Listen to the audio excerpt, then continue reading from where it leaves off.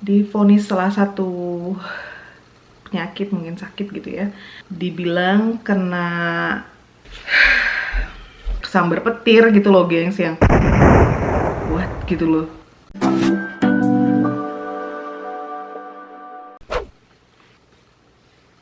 Hai gengs, welcome back to our channel. Ini mama mau sharing cerita tentang kehamilan mama yang keempat ini. Semuanya itu bener-bener gak diduga-duga, seperti yang kalian tahu yang udah ngikutin dari awal. Dan di kehamilan kali ini juga mama tuh divonis salah satu penyakit, mungkin sakit gitu ya. Memang sih nggak yang parah-parah banget, cuma ya buat mama tuh udah cukup shock gitu kan. Karena selama ini hamil sebelum-sebelumnya juga so far so good, nggak ada yang masalah gimana-gimana, apalagi sampai divonis salah satu sakit kayak gini tuh. Itu tuh bener-bener ya sesuatu yang bikin aku tuh selama masa hamil pun aku enjoy gitu ya, aku menikmati masa-masa hamil ini. Cuma karena something yang itu tuh jadi bikin gimana ya, kepikiran gitu loh, lebih ke mikir ke kitanya, mikir efek ke babynya gitu. Tapi sebelum mama menceritakan detailsnya, mama itu bakalan sharing dari awal lagi. Karena banyak yang nanya, kok bisa sih mak nggak tahu kalau hamil, padahal sebelum-sebelumnya udah pernah hamil, udah pernah ngalamin. Seenggaknya taulah perubahan tubuh gitu ya, rasakan gitu loh. Di vlog yang waktu aku ngasih tahu kejutan itu ke abang, yang aku bener-bener nggak tahu hamil, yang aku ngetes pack sendirian di kamar mandi itu bener-bener nggak tahu gengs. Jadi perubahan sendiri dalam tubuh itu tuh nggak ada sebenarnya gitu loh, nggak yang gimana ya. Aku nyium sesuatu yang aneh-aneh itu enggak, penciumannya enggak sensitif. Terus makan pun biasa aja, nggak ada morning sickness.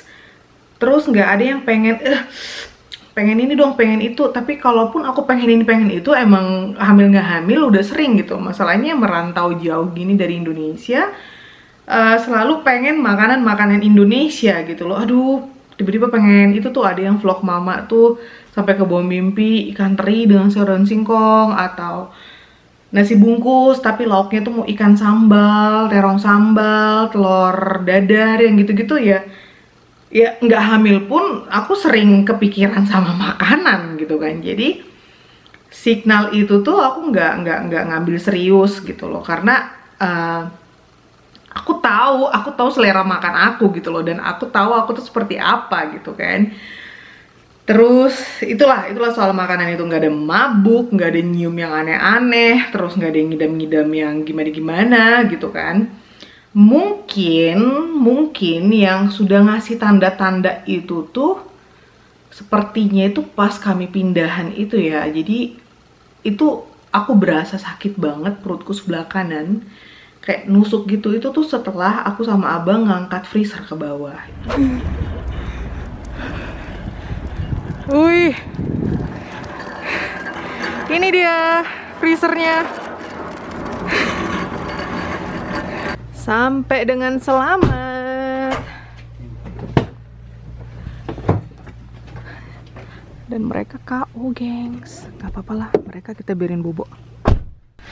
Akhirnya geng, setelah melewati banyak tangga seperti ini ya. Mama tadi di bawah, abang yang pegang ini di atas. Wih, berat banget. Perjuangan akhirnya sampai juga ke bawah freezernya.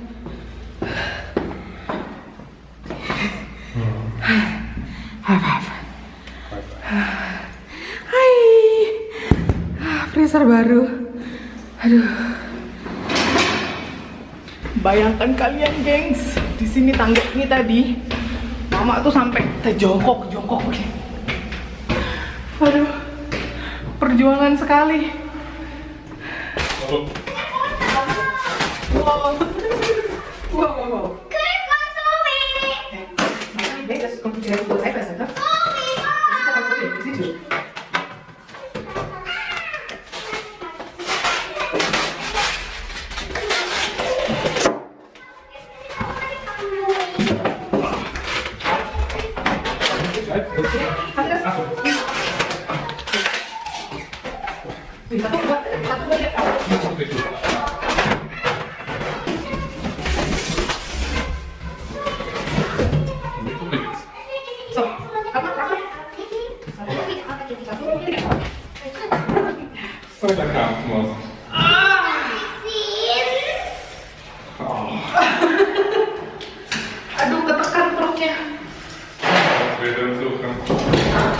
Dan di situ habis ngangkat si freezer itu tuh aku sampai nggak bisa berdiri tegak gitu loh, gengs. Jadi kayak perut sebelah kanan tuh kayak narik ke atas gitu loh, gitu. Aduh sakit banget, aku bilang sama si abang kan, aduh aku nggak bisa berdiri nih gitu. Ya mungkin saat itu tuh perut sensitifnya gitu kan di bagian rahim. Itu mungkin udah ngasih tanda-tanda kalau ada baby di dalam kayak gitu. Lalu pas kita udah tinggal di sini itu kan kita pindah itu pertengahan November. Di situ aku malas banget mandi, gengs. Kalau anak-anak mah rajin mandi, akunya yang malas gitu kan. Biasanya aku tuh mau winter nggak winter, summer nggak summer, aku tuh tiap hari mandi sebelum tidur. Itu tuh di rumah lama itu pokoknya aku tuh mandi terus. Jadi tiap malam tuh mandi, sebelum tidur tuh mandi. Nah entah kenapa waktu baru-baru pindah ke sini tuh yang males gitu mandi. Jadi ketemu air itu aku mungkin 2 hari sekali, bayangkan, gengs. Paling aku seka gitu kan, terus cuci di area Miss V gitu kan. Tapi selebihnya aku tuh yang malas gitu. Aduh, dishwasher bunyi. Nah, terus bawaannya itu aku demen pakai bajunya abang awal-awal itu. Jadi awal-awal hamil itu tuh aku tuh pakai bajunya abang terus gitu, kaos-kaosnya dia. Mungkin kalian juga nyadar kali ya, waktu pindahan terus di rumah baru itu aku sering pakai kaos-kaos oblong gitu. Itu semua kaosnya abang, bayangkan. Itu aku pakai, aku nggak tahu kenapa.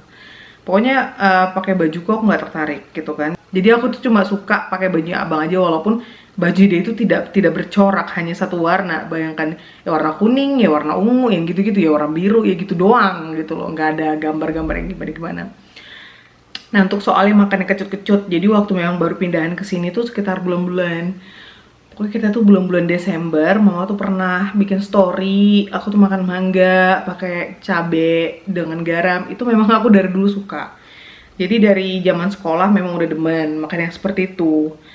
Makanya tanda-tanda kayak ngidam, pengen gitu tuh aku tuh nggak yang ngambil serius gitu loh. Padahal itu mungkin itu sudah bawaan si babynya kayak gitu, mungkin gitu kan, yang malas mandi, terus yang tiba-tiba pengen makan ini, pengen makan itu. Terus aku juga sempat ngevlog itu badan aku nggak enak banget, tapi aku pengen makan ikan teri dan daun singkong. Aku sampai usahain masak itu. Di situ aku badan aku nggak enak banget, dan memang tuh nggak sadar kalau ternyata tuh udah hamil gitu loh. Jadi seharusnya pas jadwal kami pindahan itu, di situ jadwal aku dapat. Nah, setahu aku pas kita pindahan itu aku ada ngeflag gitu loh, tapi nggak kayak menstruasi normal, cuma ngeflag gitu. Di situ aku mikirnya ini sepertinya bawaan stres, ya kan? Karena sebulan sebelum pindahan aja aku udah cicil-cicil untuk ngepak ini itu gitu loh. Jadi pas timing pindahannya itu kan, bayangkan dong, aku sama abang bolak-balik itu ngangkutin barang segala macam, dan itu dilakuin semua kita cuma berdua gitu loh. Sampai akhirnya final moving itu baru dibantu sama Amang Bao dan Amang Simatu aku. Selebihnya ya kami berdua doang tuh tiap hari nonstop bolak-balik ngangkutin barang-barang.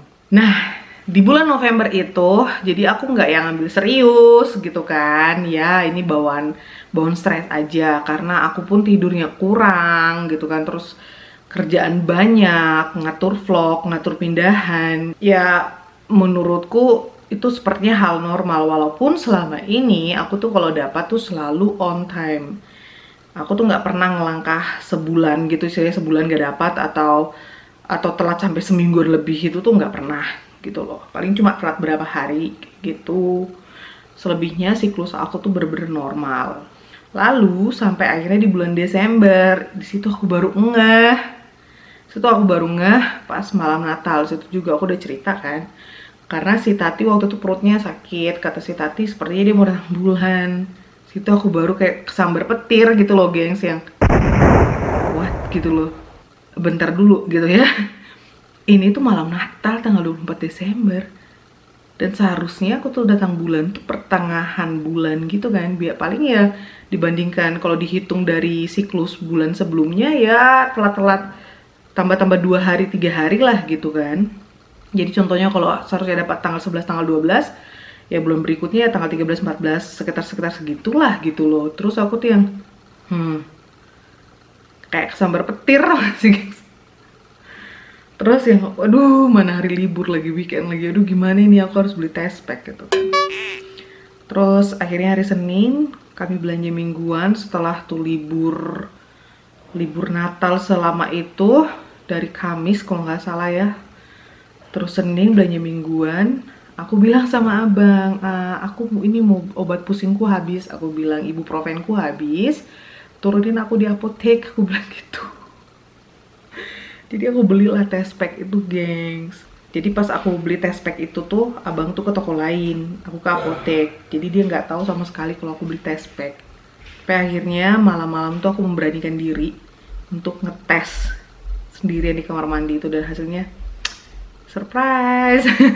Anda hamil gitu kan.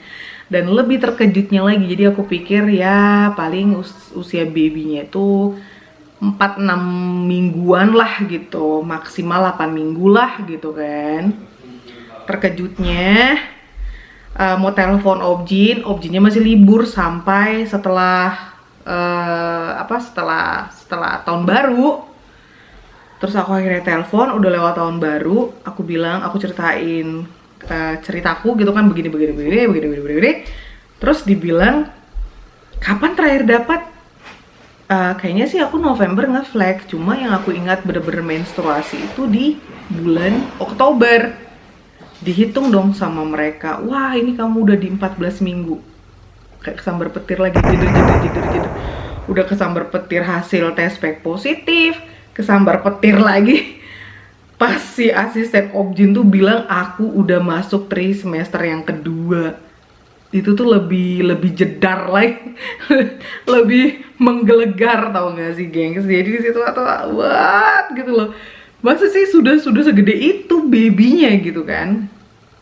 Ini harus cepatnya ini kita bikin jadwal temu dokter begini langsung secepat itu. Minggu depannya aku harus langsung ke dokter, dan ternyata benar dihitung dari siklus dan besar si baby itu tuh sesuai. Dan ternyata emang udah segede itu babynya. Itu aku tuh yang nangis histeris tuh yang ada di vlog pertama kontrol tuh. Karena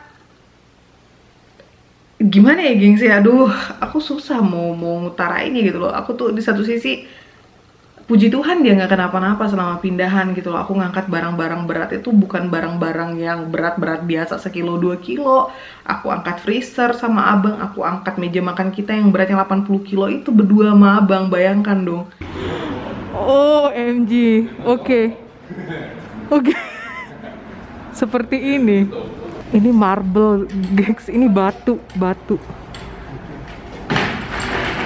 Berat banget ternyata. Wow, ini dia gengs, mejanya kita. Ini itu berat banget. Kata abang antara 70-an kilo. Oh ya sayang, 79. Das ist 80 kilo. Aku bilang sama abang ini mungkin 50 kilo kali ya. Terus kata abang enggak lah, 70-an kilo. Tuh kalian lihat.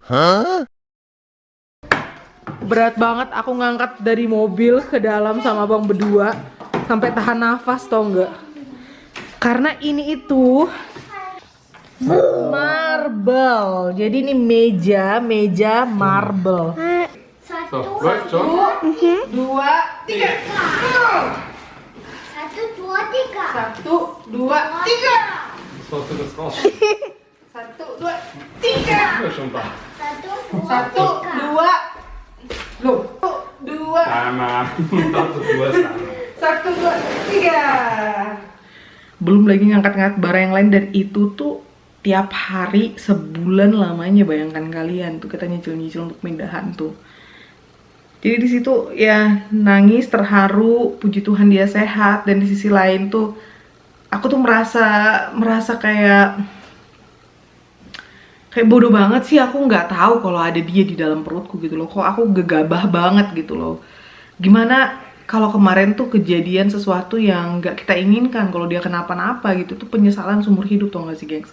Karena di luar sana tuh masih banyak pasangan-pasangan tuh yang menantikan tuh kehadiran buah hati gitu kan. Sementara aku tuh yang nggak ngambil serius tuh, udah di warning sama tubuh aku gitu. Aku yang malas mandi walaupun gak ada morning sickness gitu kan, terus sempat gak enak body, terus pengen makan ini, pengen makan itu, tapi memang karena hobinya makan, jadi aku tuh nggak yang mikir kalau memang ada bayi di dalam gitu. Dan perubahan payudara kemarin tuh juga biasa-biasa aja, nggak yang gimana-gimana gitu loh. Makanya aku nggak tahu kalau ada dia di dalam. Dan anehnya itu ya, pokoknya selama pindah ke sini itu pas final moving di situ mama masih minum kopi.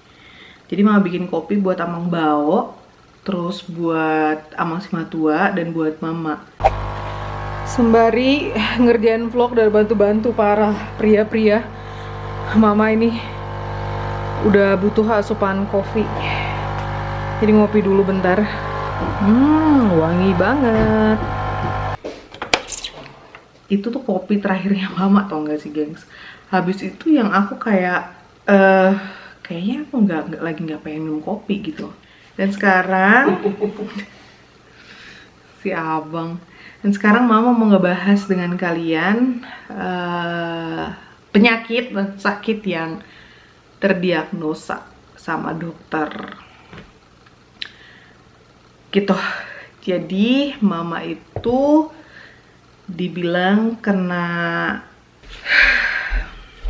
ini sayang, di sini tuh diwajibkan kalau ibu hamil tuh harus tes gula darah gitu kan, insulin dalam tubuh. Dan aku nggak tahu di Indonesia seperti apa. Jadi kita kan dapat buku mami baby gitu ya. Di situ harus tertera semuanya dengan jelas gitu loh. Nah, mama tuh kalau minum kopi ataupun minum teh nggak pernah pakai gula. Dan kalaupun aku ngemil coklat itu tuh demennya coklat pahit gitu loh ya.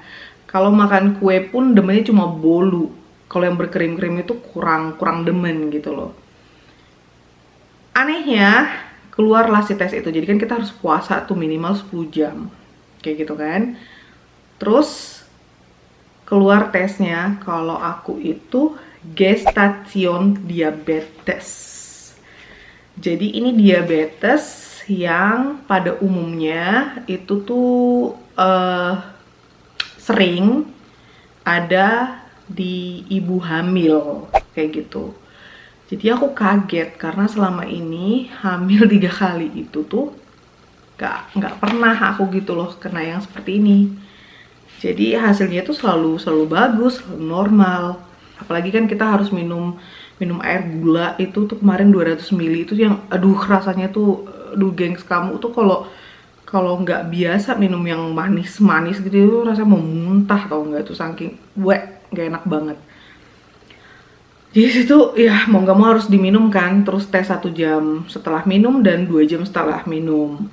Jadi pas di tes puasa sebelum minum itu bagus, normal gitu loh. Terus 1 jam setelah minum tuh juga masih dalam batasan normal, masih 120 kalau nggak salah. Pas udah 2 jam setelah minum itu 162 dong. Dan itu tinggi 22 poin, yang maksimalnya seharusnya 140 poin. Jadi aku divonis kena gestasion diabetes. Lalu heboh lah. Secara objinku tuh tahu sedari gadis aku seperti apa gitu kan. Dan hamil 3 kemarin tuh fine aja semuanya. Puji Tuhan tuh semua baik-baik. Sampai hamil yang kali ini tuh seperti itu.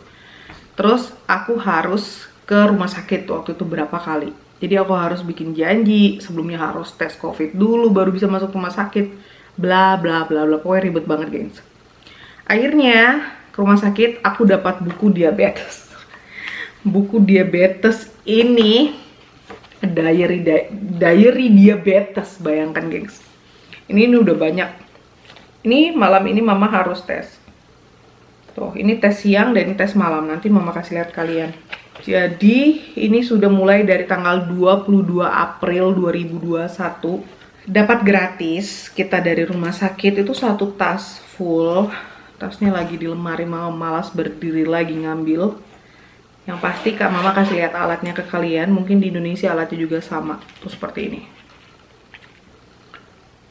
Kalian lihat, ini alat diabetes. Oh, hampir jatuh.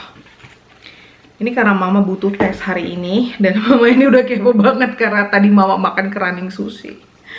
Jadi Mama bakalan tes. So far so good. Kalian kalau mau lihat nih hasilnya itu tuh semuanya normal.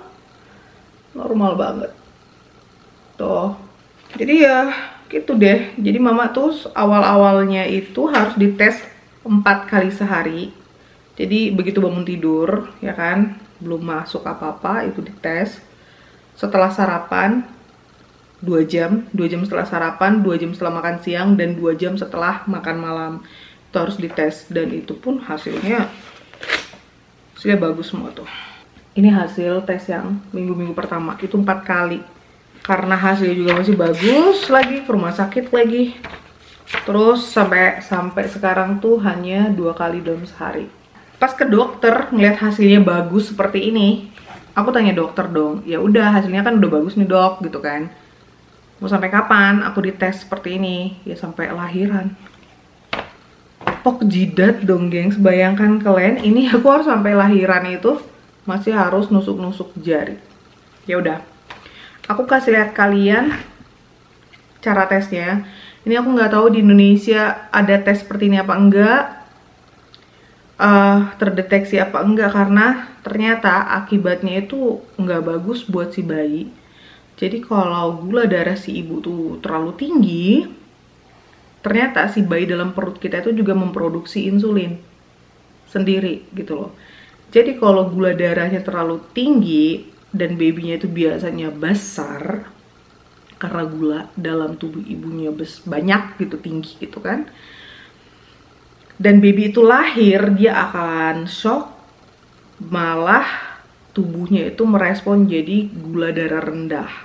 Di situ tuh kebanyakan bayi-bayi yang shock dengan setelah lahir mereka memiliki gula darah rendah, mereka harus ekstra dirawat lagi di rumah sakit sekitar semingguan gitu, sampai akhirnya gula darahnya, produksi insulin dalam tubuhnya itu kembali normal.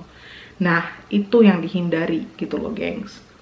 Makanya di sini ibu-ibu hamil dijaga banget kayak gitu, jangan sampai gula darahnya ketinggian. Jadi aku dapat di alat ini ya, ini jarumnya, kasih lihat kalian, ini jarumnya seperti ini.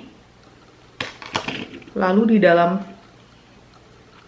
tab ini tuh isinya itu untuk sensornya. Jadi kita masukin sensornya ke sini nih. Tuh, ini kalian lihat blink blink blink blink, berarti kita sudah bisa ambil darah nih. Sekarang kita tusuk tangannya Mama, jarinya Mama. Kalian jangan kaget ya. Tuh, ini kita tusuk. 1 2 3.